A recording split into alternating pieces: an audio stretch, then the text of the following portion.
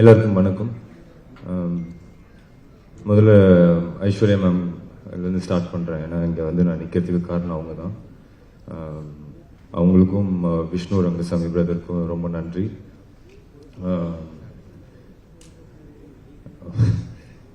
என்ன சொல்றதுன்னு தெரியல. ரொம்ப ரொம்ப முக்கியமான ஒரு தருணத்தில் என் லைஃப்பில் இருந்தேன். ஏன்னா இந்த கொரோனா அதெல்லாம் வந்து ஆல்ரெடி ஒரு தடவை அந்த மாதிரி ஃபீல் பண்ணியிருக்கேன். பட் ஆனால் ஆயிடுச்சு 16-17 வருஷம் ஆயிடுச்சு. வந்து கரெக்டாக தான் இருக்கிறோம். கரெக்டாக எங்கே மிஸ் ஆகுது என்ன பண்ணுறதுன்றது தெரியல. சரி போதும், சினிமா போதும் அப்படின்ற மாதிரி ஒரு மைண்ட் செட்டில் தான் இருந்தேன். அப்போதான் வந்து எனக்கு மேம் கிட்டேருந்து ஒரு கால் வந்தது. இந்த மாதிரி அச்சு தான் ஃபோன் பண்ணாங்க, மேம் மீட் பண்ணணும் சொன்னாங்க. போய் மீட் பண்ணும்போது நான் நினச்சேன் ஏதோ ஒரு விஷயமா இருக்கும். மேம் வில்லனான்னு கேட்டேன். நான் போனோம் வில்லன் மாதிரி 2 பேர் பண்ணுறாங்கன்னா வில்லனாக இருக்கும், இல்லை ஏதாவது சின்ன கேரக்டர் இருக்கும். பட் இந்த படத்தில் ரொம்ப ஒரு முக்கியமான பார்ட், கதையை சொல்லி அதுக்கப்புறம் சார் நடிக்கிறாங்க இதெல்லாம் சொன்னாங்க. என்னால் அப்போ தான் நான் பிலீவ் பண்ணேன், கடவுள் வந்து எனக்கு கொடுத்த கிஃப்ட் இது. என்னை திருப்பி இன்னும் என்னோட ஜேர்னி இங்கே நிறைய இருக்குது, சினிமாவில் நான் இருப்பேன் அப்படின்னு எனக்கு நம்ப வச்சது. ஸோ என்றைக்குமே நான் உங்ககிட்ட பல தடவை சொல்லியிருக்கேன், ஜாஸ்தியாக சொல்கிற மாதிரி கூட இருக்கும். உண்மையாகவே மனசார சொல்கிறேன், நான் உங்களுக்கு ரொம்ப ரொம்ப கடமைப்பட்டிருக்கேன். Thank you ma'am. அதுக்கப்புறம் விஷ்ணு பிரதர், அவர் இந்த படத்தில் போட்ட உழைப்பு வந்து ரொம்ப பெருசு. அவர் கண்டிப்பாக சினிமாவில் ஒரு நல்ல இடத்துக்கு வரணும்னு நான் கடவுளை வேண்டிக்கிறேன். கண்டிப்பாக வருவாருன்னு நான் நம்புகிறேன். ஸோ அவருக்கும் நன்றி. அதுக்கப்புறம் செந்திலனெல்லாம் வந்து எனக்கு இவ்வளோண்டு வயசுலேருந்து தெரியும். ராமராஜன் சார் வீட்டுக்கு வந்து அவர் கவுண்டமணி சார்லாம் வந்து சீட்டு விளையாடுவாங்க, அப்போலேருந்து தெரியும். அப்புறம் தம்பிராமையா சார், எனக்கு எப்படியாவது ஒரு நல்லது நடந்துடணும் அப்படின்னு நினைக்கிற ஒருத்தவங்கள சாரும் ஒருத்தவங்க. அதுக்கப்புறம் எனக்கு மூணார் ரமேஷ் அண்ணா வந்து இந்த படத்து மூலிமா வந்து அவர் வந்து டெய்லி ஃபோன் பண்ணி என்னடா தம்பி அப்படின்ட்டு உரிமையாக பேசிகிட்டு இருக்கிறோம். ஸோ அவ்வளோ க்ளோஸ் ஆகிட்டாங்க. ரொம்ப நன்றிண்ணா. தங்க சில நேரங்களில் நானும் விஷ்ணுன்னு ஆக்சுவலி நிறையவே ஓட்டியிருக்கோம். அந்த ஃப்ளோவில் நிறையா ஓட்டியிருக்கோம். பட் எதையுமே ஃபீல் பண்ணாமல் எப்போவுமே சந்தோஷமாக இருப்பாப்புல. ஏதாவது ஹர்ட் பண்ணியிருந்தா சாரி. அதுக்கப்புறம் நான் வரேன். அப்புறம் Nirosha ma'am, thank you. It is very nice working with you. Vivek Prasanna brother, அதே தான். எனக்கு வந்து ரொம்ப கொஞ்ச நாள் தான் பழகணும், ஆனால் வந்து ஒரு பிரதர் மாதிரி பார்க்குறாரு. இந்த மாதிரி இந்த கதை கேட்டேன், உனக்கு இது நல்லா இருக்கும் அப்படின்லாம் ரெகுலராக ஃபோன் பண்ணி பேசுகிற அளவுக்கு என் மேலே அக்கறை வச்சுருக்கீங்க. Thanks brother. திவாகர்னா, நீங்களும் மேலும் மேலும் வளரணும்னு நான் கடவுளை வேண்டிக்கிறேன். அப்புறம் விஷ்ணு, என் ஃப்ரெண்ட். ரொம்ப வருஷமாக பேசிகிட்டு இருக்கோம், ஏதாவது ஒரு படம் பண்ணணும். நடுவில் கூட வந்து ஒரு படம் அனௌன்ஸ் பண்ணோம். என்னோட பிரதர் டைரெக்ஷனில், Yuvan sir music, Vijay Sethupathi sir dialogues எல்லாம் போட்டு அனௌன்ஸ் பண்ணோம்.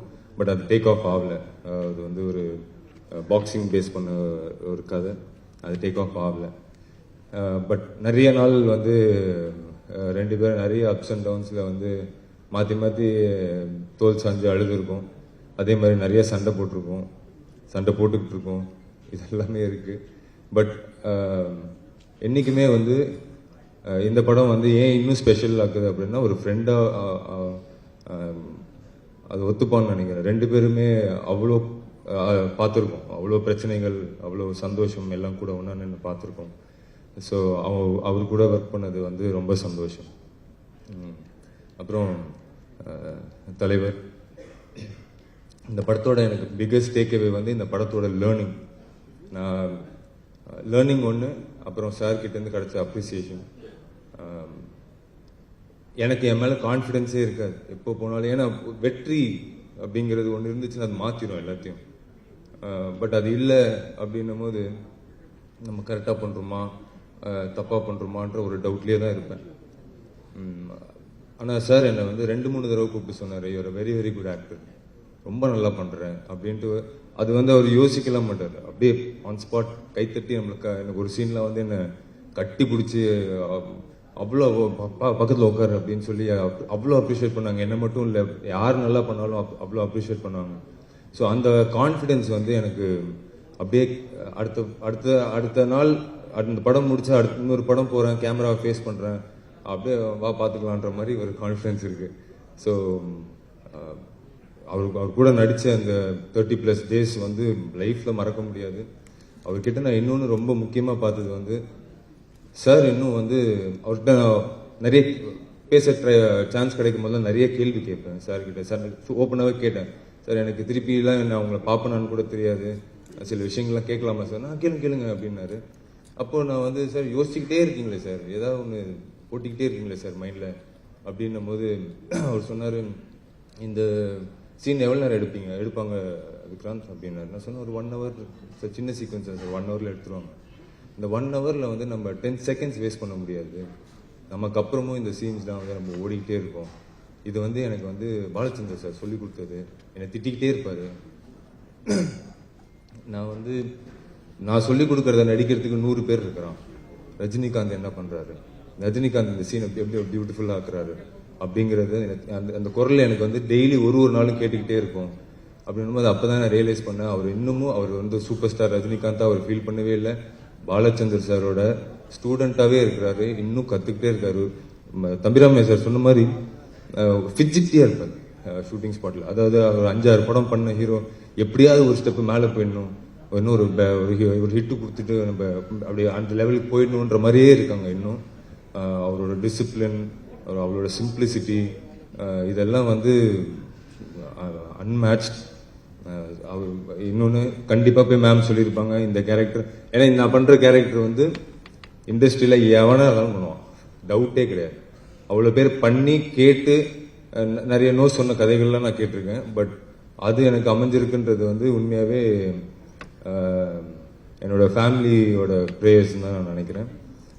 ஸோ சார் வந்து நான் நடிக்கிறதுக்கு ஒத்துக்கிட்டதுக்கு அவருக்கு மிகப்பெரிய நன்றிகள். லைக்கா, சுபாஷ் கிரண் சார், எங்களோட ஃபேமிலி மெம்பர் மாதிரி இருக்கிற தமிழ்குமரன் சார், இவங்க எல்லாருக்கும் நன்றி.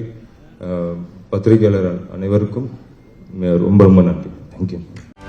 செய்திகளை உடனுக்குடனும் துல்லியமாகவும் தெரிந்து கொள்ள சப்ஸ்கிரைப் பண்ணுங்க.